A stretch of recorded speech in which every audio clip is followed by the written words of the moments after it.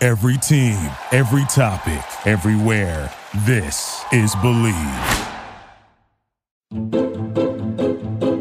Welcome to Sugar Coated Murder Podcast, a brilliant true crime podcast hosted by two zany sisters, all while baking up delicious treats in their kitchen.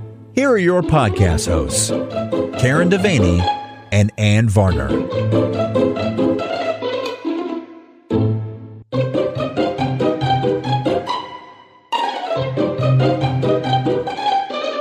And we're starting. Yay! Here we go. Another week. Here we go. Another week, another episode, another...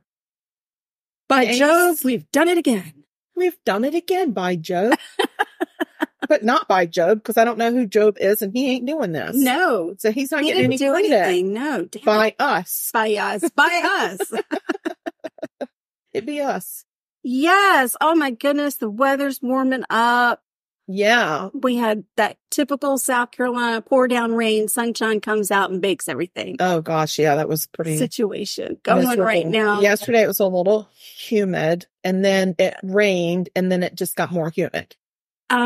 I actually went to the beach yesterday. It was so humid, and then it poured down rain, and then it got freezing cold.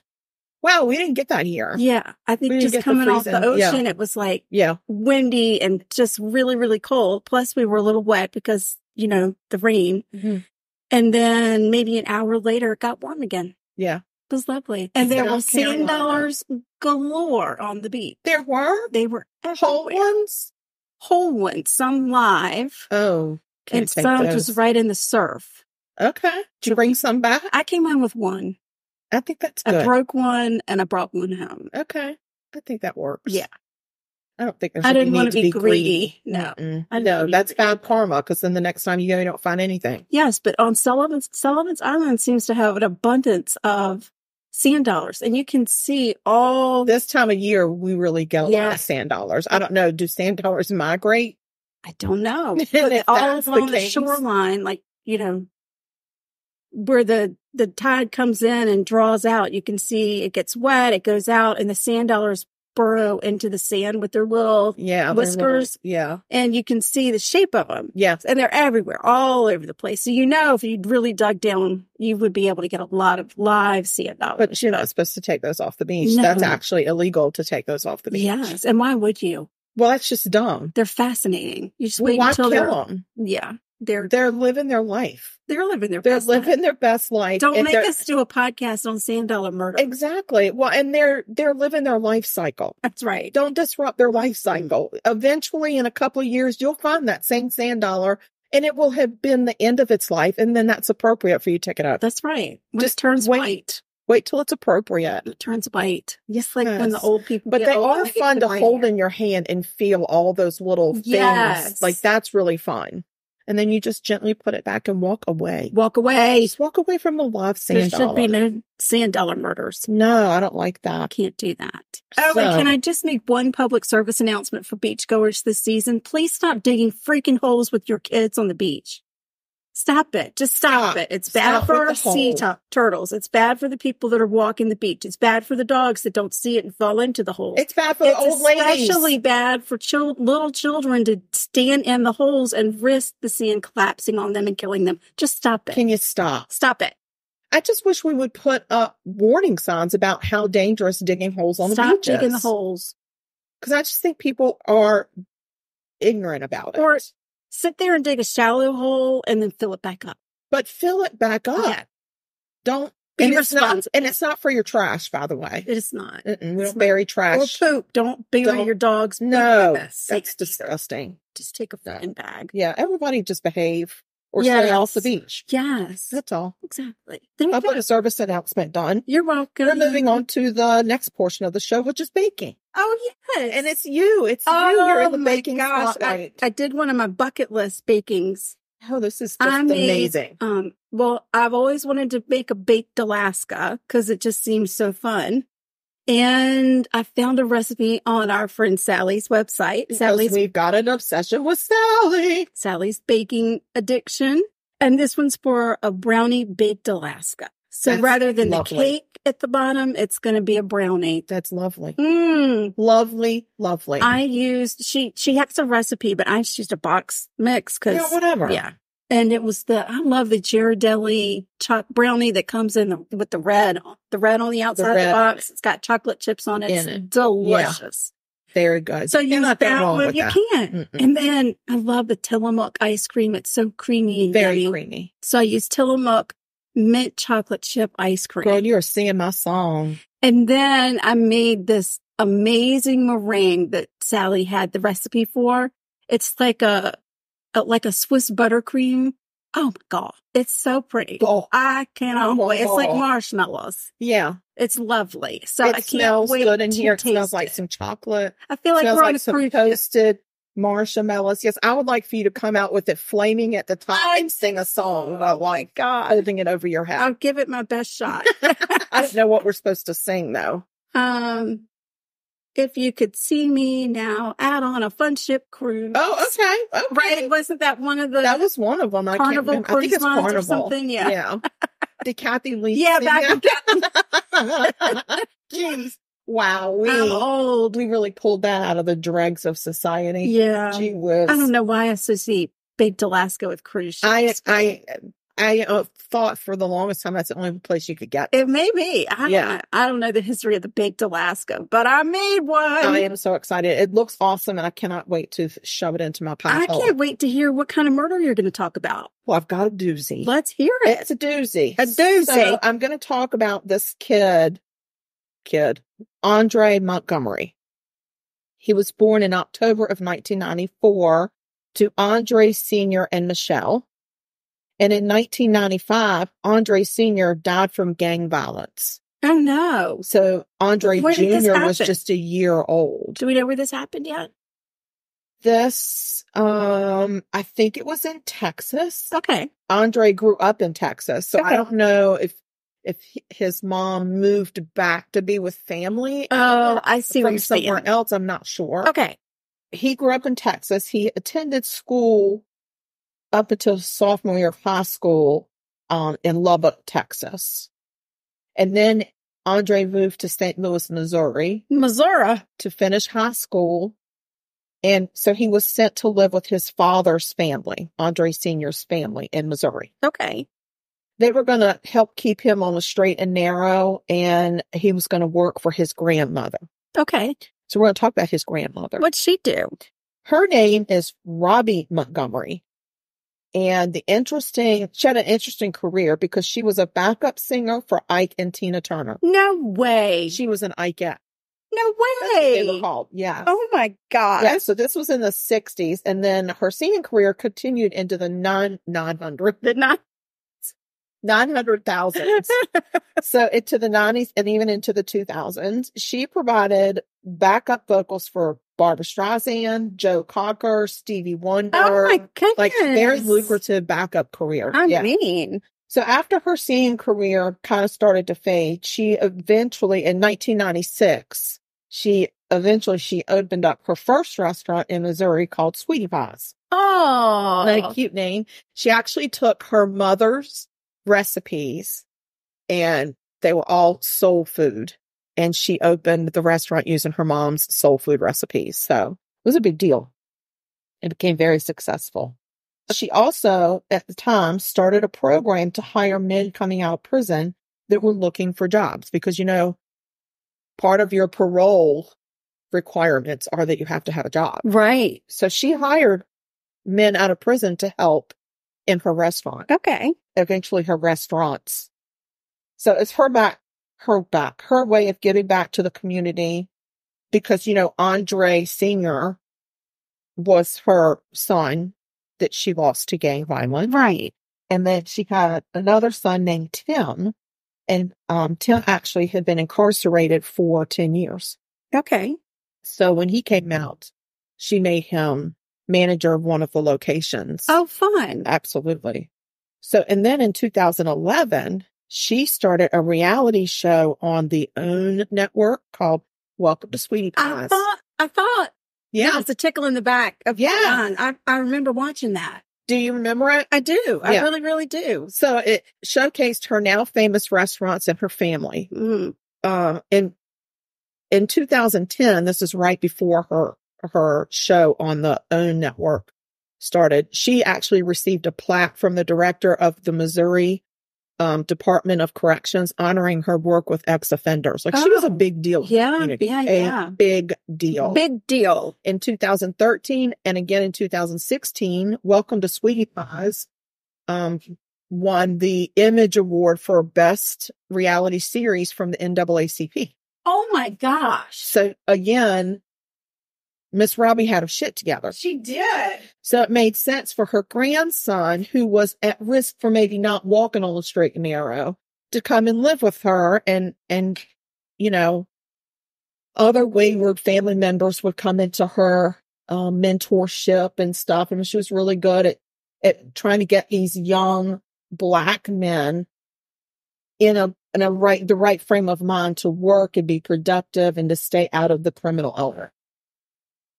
So that's amazing. Yeah. We need more people like that. Oh my gosh. Totally. Totes my goats. So, okay, back to Andre. In 2016, he's back and forth between his mom's in Texas and his grandmother's in Missouri. He kind of bounces back and forth. Okay. Because, he's out of high school now, and he was working, like, when he would go back to Missouri, he would work for his grandmother. He was also trying to start a singing career. Okay. So he was doing some recording, and he had a son by now, and so he was trying to support the son so he'd go back and work and get some money and, try to support his son and stuff. Right. So back in late 2015, a robbery had taken place at one of Miss Robbie's sites. Oh, one of the restaurants? Mm-hmm. Oh, no. $200,000 in cash was stolen out of one of her safes. Why did she have $200,000 in a safe? Didn't trust the bank. Or maybe she didn't trust the bank. Maybe she had a project that was getting ready to happen. Maybe she liked having cash on hand. $200,000 is a lot. That's I agree. A lot. That's a lot. So there was a lot of finger pointing within the family. Oh, no. They thought it was an inside job? The employees. Yeah, they thought it was an inside job. And so Tim, Miss Robbie's son, which was Andre's uncle, actually accused Andre of taking the money. All right. Which really hurt Andre's feelings because he looked at Tim as a mentor. Right. He was close to his uncle. I mean, that was his dad's brother. Right. So Andre had actually gone back to Texas when Tim brought the accusations against him. And Andre, of course, denied taking the money, told his grandmother, I didn't take the money, I didn't steal the money, this, that, and the other. Finally, he agrees because he wants his grandmother to believe him. He agrees to go back to St. Louis to take a lie detector test to prove his innocence. Okay. Did everybody else on the staff have to take one, or is it just him? I think a lot of people took them, but not necessarily everybody. Okay. In March of 2016, he went back to Missouri. And somewhere along the way, he met a stripper from Memphis, Tennessee. All right. Her name is Tarika. All right. Okay. So he goes to St. Louis. He passed his polygraph test and he cooperates with police. They clear him. Okay. Okay. They clear him. And, okay. So Andre is still in St. Louis and he's trying to get some recording done. There's a studio there that he uses. It's like a apartment complex with a recording studio in it. Mm-hmm. So you can stay at the apartment complex and record, and they record like long hours into the night. Like, they put in a lot of studio hours. So, like us. Oh, yeah, like us in our studio. Yeah. Absolutely. Yes. The consummate workaholics, podcastaholics, recorderholics. Yes, that's us. Yes, because we too have sprouting singing careers. So anyway, he had actually met this Tarika as well. And he was... Wait. Tarika is the stripper. She's the stripper. And who met her as well? So, okay. Never mind. He met her. He knew her. Okay. So she was in St. Louis at the same time Okay. that he was in St. Louis, and they were texting back and forth. And so she said, before I go back to Tennessee, let's meet up. Okay. And he was like, okay, that's fine. Here's the address of the apartment / studio that where I'm recording. And she's like, okay, I'll come meet you. So around March 16th, around 8 p.m., Andre is outside waiting for Tarika. And he is gunned down. Oh, no. Outside of the studio as he waits. He was shot multiple times. He actually tried to flee back inside and didn't make it. Oh, man. He was pronounced dead at the scene by police. That's terrible. Yeah. And it was devastating, obviously, to The Miss family, Robbie of and her course. family. And this is while this is going on during their seasons. Right. Oh, The my reality God. show. So this is on the reality show, the loss of this grandson and how devastating it is to the family and how they're trying to figure out who did it. Right. It was very emotional. I'm sure. So, they kept the cameras rolling as they dealt with the aftermath, and they pleaded constantly with the community to help solve this murder. I even saw a snippet of an episode where Miss Robbie and Andre's mom, Michelle, so she,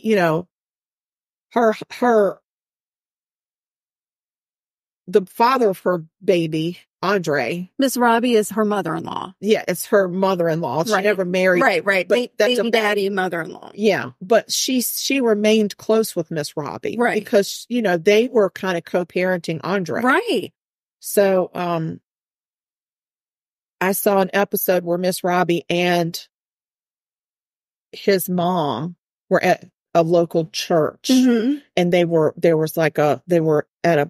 talking. I don't know if it was a Bible study. It was not like a church service. Okay. Because it was a little bit more casual than that, but she was pleading with people. Right. Somebody has to know something. Yeah.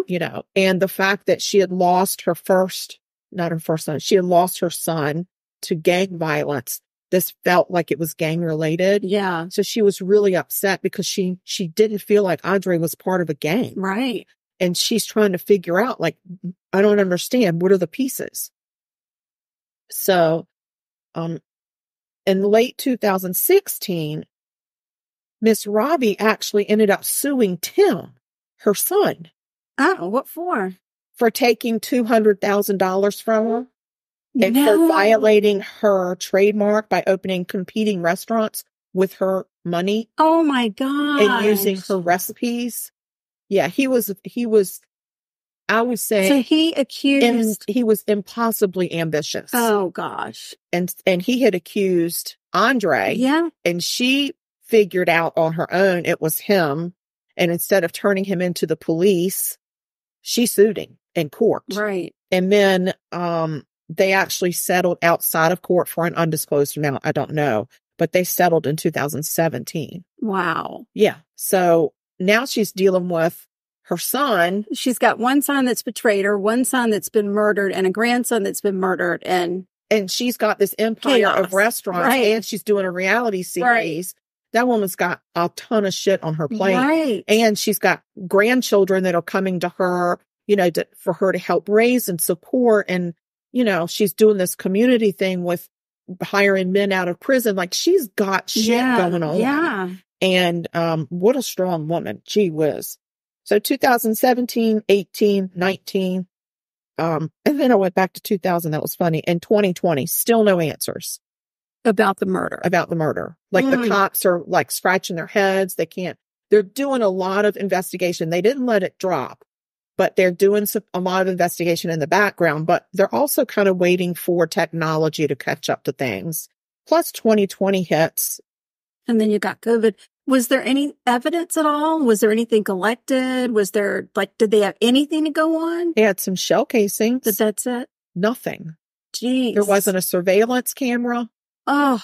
Right. So heartbreaking. It's really difficult. So it stays unsolved. But with the help of cell phone records and cell phone technology, because that was evolving. Right, sure. The police were able to identify Tarika as having had that text conversation with Andre. Right before his murder.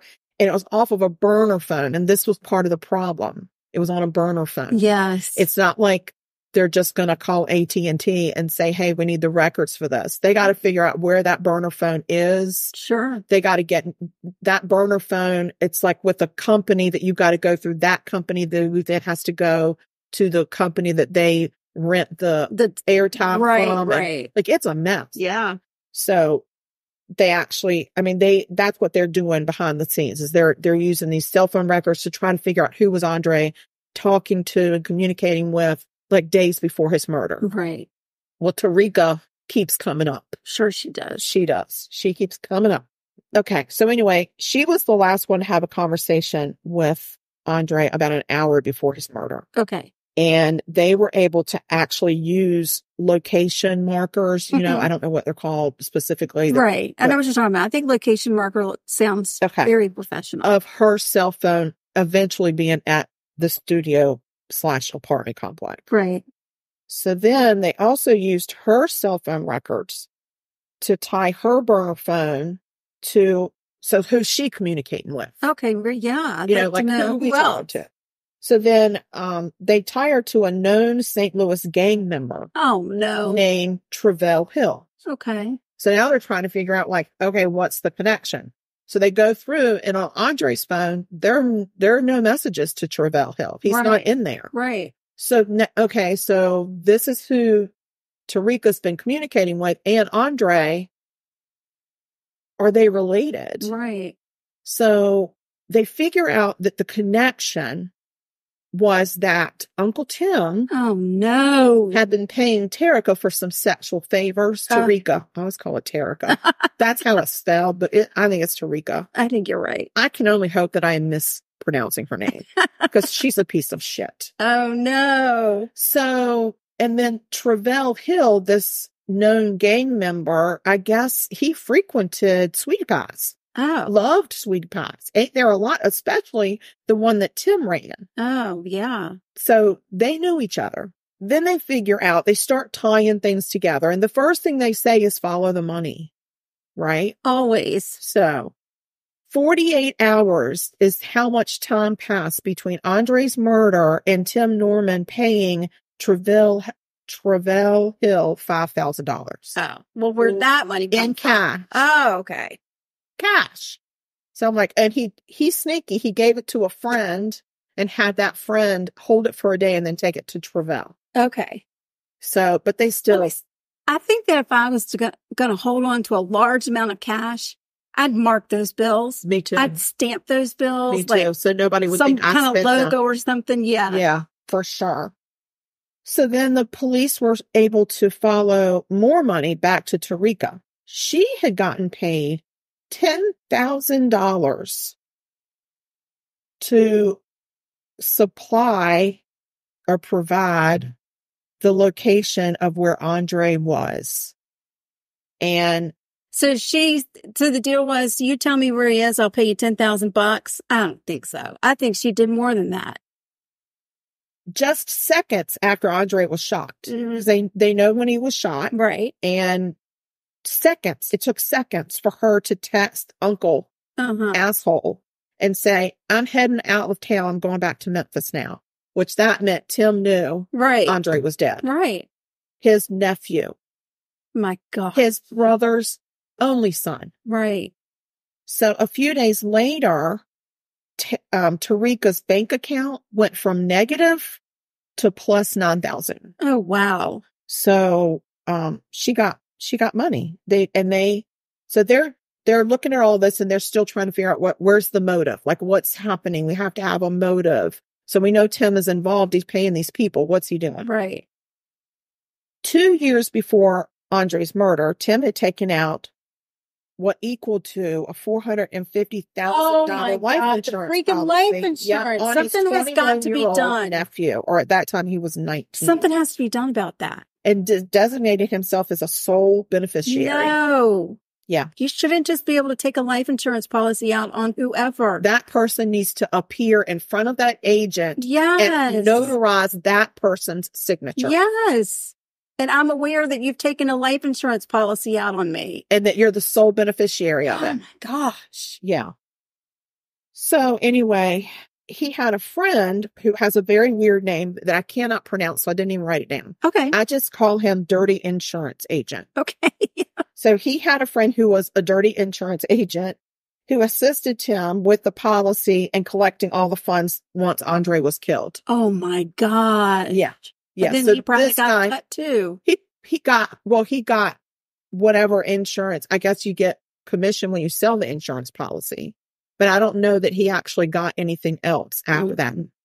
They didn't say that, but this guy knew what Andre was doing. Right. He knew what he was doing. Wow. And so, okay. So in August not Andre, Tim. Tim, he knew what Tim was doing to Andre. So in August of 2020, Tim Norman, the shooter, Okay. the shooter, the gang shooter, I gotcha. the dirty hoe, Okay. Tarika, and the dirty insurance asshole, Right. they were all arrested. Good. Yes. With a slew of charges, including murder, conspiracy to commit murder, insurance fraud, wire fraud, like lots of fraud stuff. Oh, sure. Yeah. So they were all arrested, and Hill, the shooter, he pled guilty of shooting Andre. Okay. Okay. And Tarika, the hoe, she pled guilty to conspiracy and wire fraud. Okay. And then the dirty insurance guy with the weird name pled guilty for his part in insurance fraud. So Travell Hill, the shooter, got 32 years in prison, and he had to testify against him. And then dirty hoe Tarika, she only got 3 years. Oh, wow. That makes me mad. That makes me mad too. She testified against Tim, though. Okay. And then dirty insurance man, he got 3 years. How did he get 3 and what? It's irritating. She cut a deal. But because she turned state's evidence. I know that, but so did Travell Hill. But he pulled the trigger. He was a murderer. I guess so. I don't know. She got the sweetest deal of all. Of course she did. So anyway, dirty insurance man also testified against Tim. Right. Tim maintained his innocence even after his conviction. Oh my goodness. Of course he did. He's still maintaining his innocence. So prosecutors chose not to seek the death penalty, which honestly, I don't know that they would have gotten the death penalty for Tim. I think they should have, because he was already incarcerated for 10 years. I couldn't figure out what he did, but it must have been something big if it was 10 years. Right. And then on top of this, he's committed this murder against his nephew. Oh my God. I feel like they could have gotten the death penalty, but for whatever reason, they didn't seek the death penalty. Right. So it's a complicated case. I mean, it is complicated. And you have to have all the jurors. Yes. Have to. It's got to be feel the same unanimous, way, yeah. and they don't want to risk right a hung jury over something like this. Right. But Tim maintained his innocence, went to trial, the whole 9 yards. Like, dude. Well, then explain it. He needs to explain it. He said the feds knew that he didn't do that. That's it. The feds know I didn't do that. All right. Well, the paperwork says that you did. Exactly. So what's this sending all these people money? Well, where does money magically come from if you didn't steal it from your... He just kept saying, I'm innocent, and they got it wrong, and I didn't do this, and the feds know I didn't do this, and those insurance policies were just because for safekeeping. Okay. They didn't have anything to do with the murder. Really? Well, you cashed them the freaking hell out. Right. Within 48 hours of your nephew being dead, you're not mourning your nephew. Right. You're down there cashing out the insurance policy. He just thinks he's smarter than everybody else. Well, that is exactly right. And he's got a very creepy smile. Ugh. Yeah. So anyway, Andre left behind his son, who was 5 years old at the time. But the craziest part of this is that Tim Norman had taken out several life insurance policies, including $1 million on his mother. Oh, no. A lot of people speculate that she was next. Yeah. If he had gotten away with Andre, she was next. She was $1 million. He had taken them out on employees, ex-employees. What? Yeah. Oh, my gosh. Yeah. So what was he doing? And he was in a lot of debt because he was secretly opening these restaurants without Miss Robbie knowing. She must have been devastated. I think she was devastated. And I think I think is like, what do? You've been betrayed by your son, but you love your son. Right. He's been her business partner. Yeah. You know what I'm saying? Yeah. I mean, it was crazy. I mean, I watched a couple of snippets of these episodes. It's not on, I can't find it anywhere anymore. Right. There's a part of a season 5,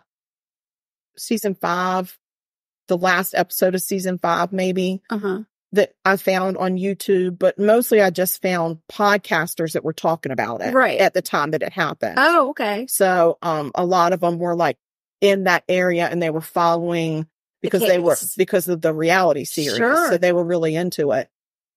But I wanted to watch some episodes because I wanted to see Tim post Andre being murdered and what his interaction was. Right. You know, there was I watched a snippet of one episode where, there was another one of Miss Robbie's grandsons around Andre's age, Charlie.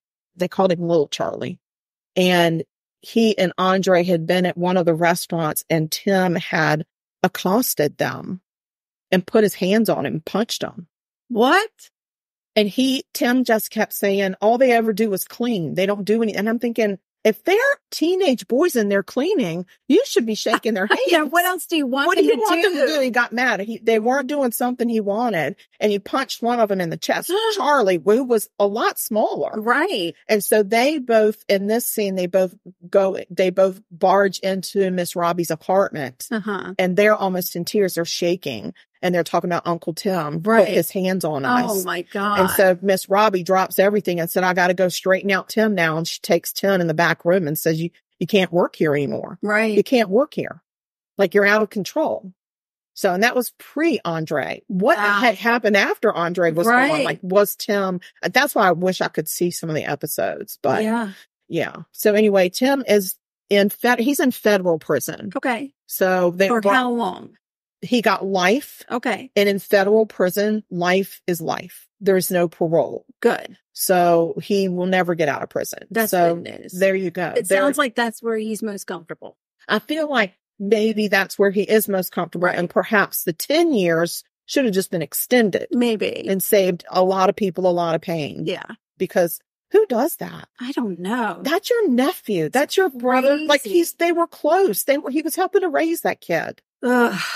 He really was a father figure it's somebody to Andre. who sees no value in But Andre life. was afraid of Tim because when Andre was in Texas and they were telling him he needs to come back for his lie detector test, I did see some text messages where he said, I'm afraid of Tim. Right. I'm afraid of him. Ugh. So. And for good reason. Yeah, but Dadgummit. So gross.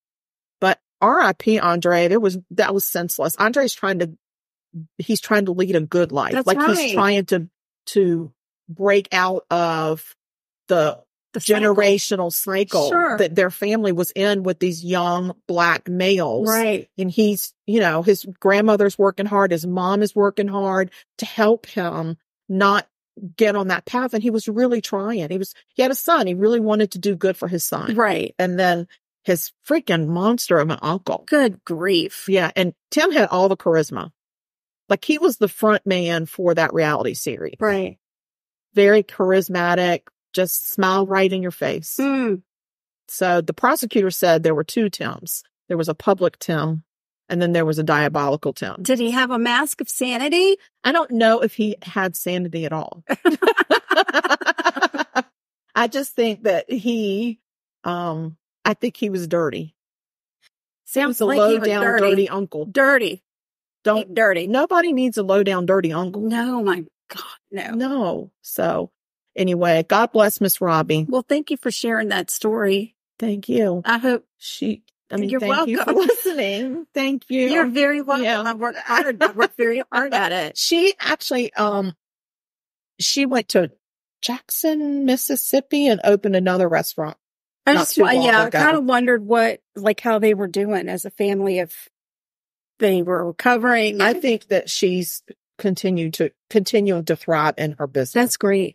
And what she's doing is she's setting up generational wealth for her family members to come, for the future of her family. And I have a lot of respect for people that do that. That's wonderful. Yeah. So That's my story. I love it. For Andre. I do too. My He's a God. cute kid too. It's so sad. Nice looking boy. All right. Well, let's eat some baked Alaska. Oh my gosh. Did you bring me a fork or a spoon? A spoon. Okay. All right. Why are you going to eat ice cream with a fork? I was going to stab it. I will say it's a little hard to cut because that brownie is, I froze it overnight and so basically you just bake your brownie in a cake pan and, you take that ice cream. It's 2 containers of ice cream. Oh my God. And you actually put them in your KitchenAid or use beaters or something to make it real creamy, like mix it all together. And then you put that in a dome shaped bowl. Pack it down real good, stick it in the freezer, bake your brownie, take it out, let it cool completely, stick that on top of the ice cream and stick that back in the freezer. But before you put your ice cream in the bowl, you need to line your bowl with saran wrap. Oh, that makes plastic sense. wrap. Oh, yeah. Because I was wondering how the hell you got that out of there. Yeah. If you do that, then it's real easy to pop out. Okay. So, and then once I put the meringue on, I didn't toast it. I just put it back in the freezer.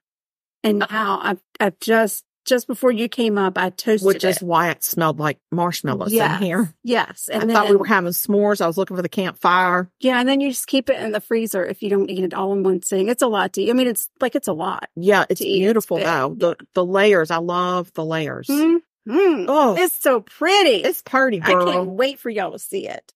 Oh, it's so good too. But I will say the brownie needs help getting cut. Yeah, it freezes. So it's not like cake. Cake doesn't really freeze. Right. Yeah. So it still stays a little soft. So yeah. But so good. Oh my God. It's not hard to eat. It's just hard to cut. The chocolate and the mint ice cream. The Lord have mercy. It's so refreshing on a nice hot day. Yeah. And then the toasted marshmallow in the back. Oh my gosh. That Swiss butter or Swiss meringue buttercream. Yeah. You always see that on the baking. Yeah. I'm so intimidated by and it's so pretty the way you did the swirls. You did, girl. It's so white and pretty. I know. And then you torch it. Torch the hell out of it. I like you a torch. Yes, a bucket list item. Now I got to come up with another bucket list item because we had been talking about several things we wanted to try. Yeah. Baked Alaska was the first one. So. Yeah. Now we got to find something else exciting. Very exciting. Yes. Very exciting. Well, this has been a great episode. Yes. Thanks for listening, guys. Thanks for tuning in. And check us out on social media. All of you that listen, we appreciate you. Find us on Facebook. We have a Facebook page, Sugar Coated Murder Podcast fan page, or just Sugar Coated Murder Podcast. Yeah, we're on Facebook. We're on there. We're on the Twitter. We are on the X. I don't even know. On the Twix. The Twix. We're out there. We're doing our thing. And we've got email. We love emails. We're on the Instagram. We're on the gram. We're on the gram. Yeah, we're on the gram. IG. We got several emails last week from friends. I love that. Some wanted recipes. Some had pictures of our lovely memorial garden. Sweet. That we set up for Trent Whitley in Franklin, Virginia. We got pictures of that, which was wonderful. Maybe we'll post those on our fan page just so people can see how nice the garden is looking. Yep. For Trent. Yep. We're going to put a call out to see if we can find somebody who can go tend to that garden for us when we're not able to be there. Yeah, that would really be helpful if somebody could do that. Yeah. And somebody. We're making things happen. We're writing a book. We're writing a cookbook. We're doing episodes. We're doing stuff. Yeah. We're busy. And one day it's all going to just explode. Hopefully one day something's going to be complete. Yeah. So you're going to want to be in on the action. Send us an email. Send us a murder you'd like for us to do some research on. Tell your friends and family about us. Pass the word. Whatever platform that you're on, if you rate and subscribe us, when we have interaction on those platforms, it puts us at the top or towards the top of a visibility list, which is really nice. So yes, tell all your people about Ann Varner and her crazy sister Karen. Excuse me. Yeah. Excuse me. Excuse me. Yeah. So anyway, all right, guys. Well, we're going to ask you one thing. Stay sweet and don't murder. That's 2 things. Shoot. But just so you know, it's a 2-pronged thing. It's a 2-pronged one thing that's got 2. It's like a pickle fork. It's got the 2 prongs. Well, we'd also like for you to know that if you kill people, we will talk about you. You're damn right we will. Damn Skippy. Damn Skippy. All right, guys, head on the swivel, stay safe, and tune in next time. This has been Sugar Coated Murder Podcast, a deliciously entertaining true crime podcast. Like what you heard? You can always explore past episodes by visiting sugarcoatedpod.com. Don't forget to like our Facebook fan page and share with friends. Thanks for listening to Sugar Coated Murder Podcast. Thank you for listening to Believe. You can show support to your host by subscribing to the show and giving us a 5-star rating on your preferred platform. Check us out at Believe.com and search for BLEAV on YouTube.